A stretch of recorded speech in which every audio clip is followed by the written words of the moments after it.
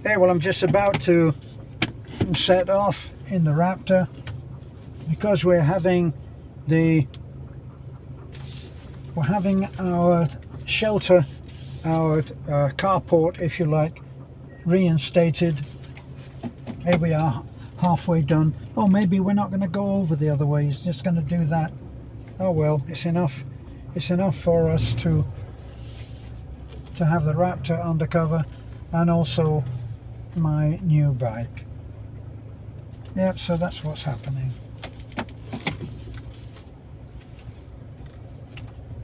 Okay, so I was going to keep the camera on, looking ahead.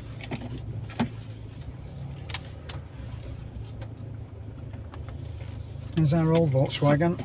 Someday, that's a someday job. Spent a lot of money on that old Volkswagen,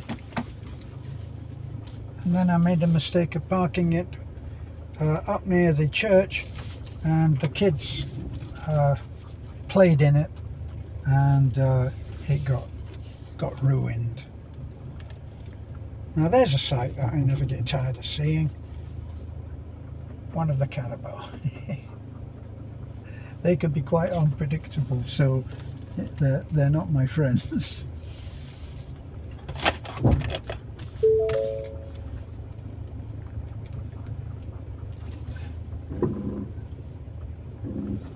So this is our road down. Now it's okay going down, but you have to be careful coming back up if there's a load of debris on the road, and then rain really does change everything here. Things become much more difficult because at various stages in the road the water will not drain away. Plus this is another one that we're going across our little bridge. We had to do this part in concrete here. Let me turn this a little bit more. So, but you can see the dirt is, the mud is being washed down by heavy rain. Well, this is a part here. It would be difficult to handle this. You will see it at its worst today. It's very slippery. Now the thing is that we did have the grader. We persuaded the grader to come up here to earn a little extra money, and he came up and he leveled this out, but normally on the left there, that goes off into the rice fields. Now there's nothing there to stop you from going off, and this here would be a real challenge with the bike. You can feel I haven't got it in four-wheel drive right now, so it's not working. I have to put it in four-wheel drive, and even then I've got to be really careful. This part of the road is just crying out for a cement treatment.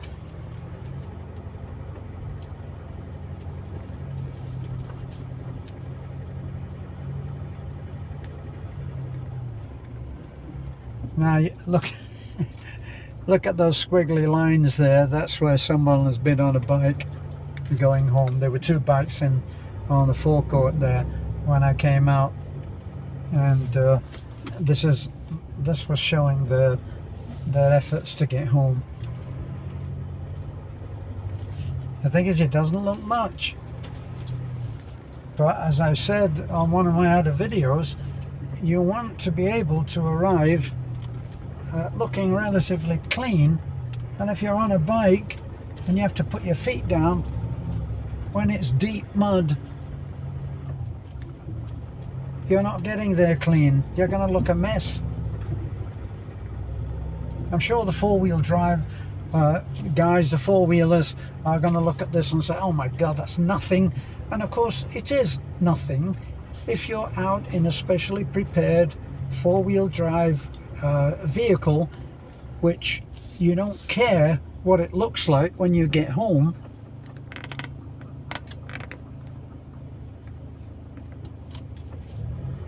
Of course you don't care. You blast through this.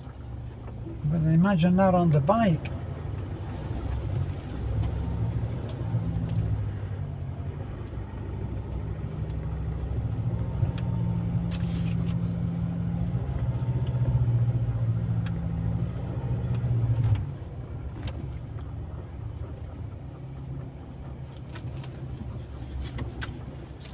What I have on here is hill descent control, which will control the descent without me juggling on the brake and the gas, and it will take as its lead my use of the gas pedal. Now this is where we came off. See, look, it's just a pool, and getting through that, we thought we could get through on the left hand side, and the bike just side slipped and down we went into that pool. Now the thing is, I'm sure a lot of people went, well, a lot of people did say, oh gosh, be very careful, you know, but anybody can come off and anybody can fall into that mud. But the thing is, we were not going at 20 miles an hour. We were going at barely walking pace, which when that happens, you just flop. You flop to one side or the other. See now, even this now is very slippery. We wouldn't be getting up here if we were not in four-wheel drive. So we got through the pool, and that's the first one. Oh, that's actually the second one, isn't it? So that's the second pool. Now this is the end of what we think of as our road. In other words, anybody coming up here now has to be coming to see us, because there's nothing else.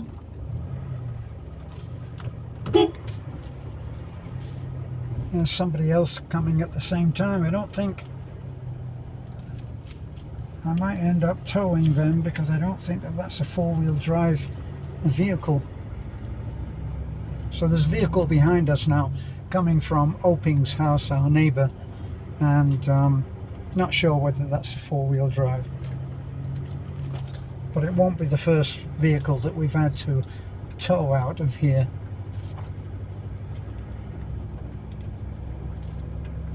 In fact, I already told that story that we actually found a vehicle that was stuck. It was a very nice SUV, but it wasn't four-wheel drive, and they were stuck in one of those pools like the one that I was just showing to you, the one where Beth and I fell off, and it was stuck and it wasn't going anywhere. So we were going in the opposite way, but what we did was we we didn't have a tow rope with us. Okay, we've got one with us now, but we didn't have a towing rope with us.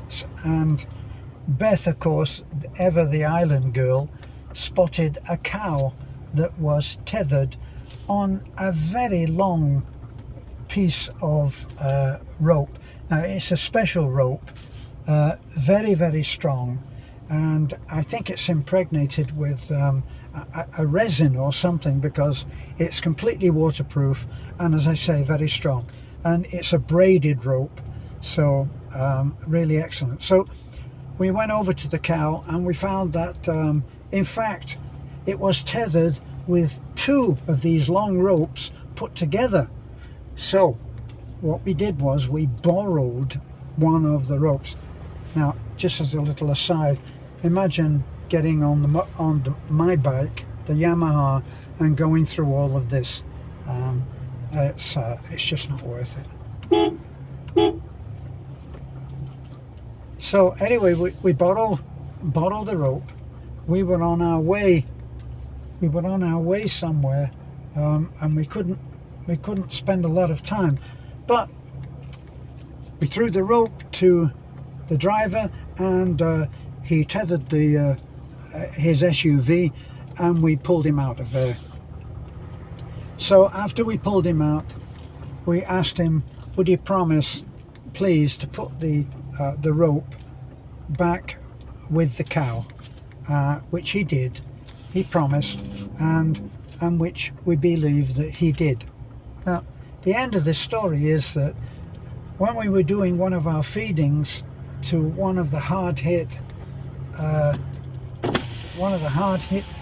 hey,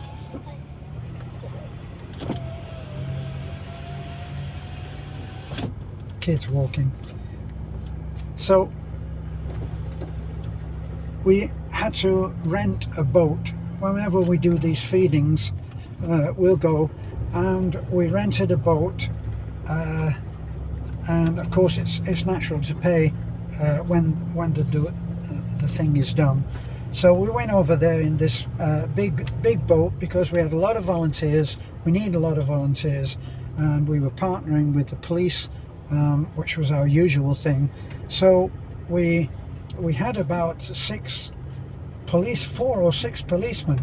Sometimes we have as many as 10 who come and volunteer. So we do the job. We get, I think on that particular one, we got about 600 or 800 people fed, and we came home. And when we got back to Atafi, Beth said, can you go over and pay the guy? And we were expecting a 2,000 peso fee, and I said to the man how much, and he said there's no charge, which surprised me, of course. I asked him, I better see if those people are following behind. Can't see them yet, they might be stuck somewhere. Ah, there they are. Okay. So it turns out that he is the owner of the boat and was also the owner of the car that we towed out of the mud. And so he said, I know. And of course he'd seen the work that we did when we went and used his boat and did a feeding of all of those people on the island, which was very hard hit. Those smaller islands, I still don't know how well they've done. We haven't done any island feedings for a while. The last one that we tried to do, the weather was so bad that we couldn't go there, and so we had to change the venue and go and feed another barangay that was also hard hit. So a good deed came back to us, which gave the lie to one of the sayings that I dislike the most, that no good deed goes unpunished.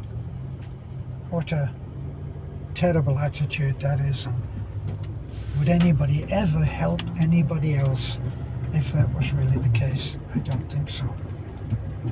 And now this is a difficult trap.